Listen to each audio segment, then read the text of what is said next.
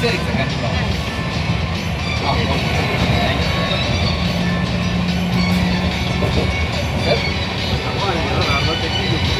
தெரியுங்க சார் தெரியுங்க sir.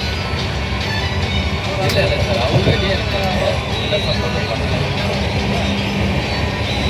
Sir. அவங்க டேரக்டர் கொஞ்சம் அவங்க சப்போர்ட் பண்ணுவாங்க. சரி